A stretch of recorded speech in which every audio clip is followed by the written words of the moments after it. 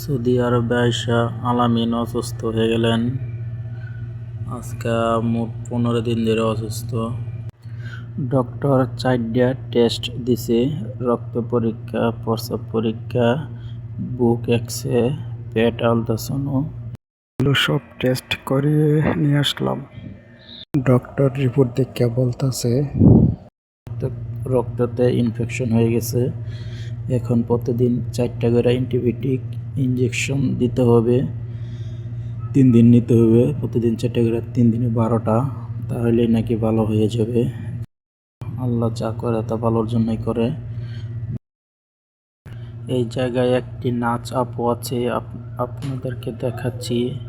তিনি অনেক ভালো মতো ইঞ্জেকশন পোস্ট করে। আলামিন ব্যথা পায় না।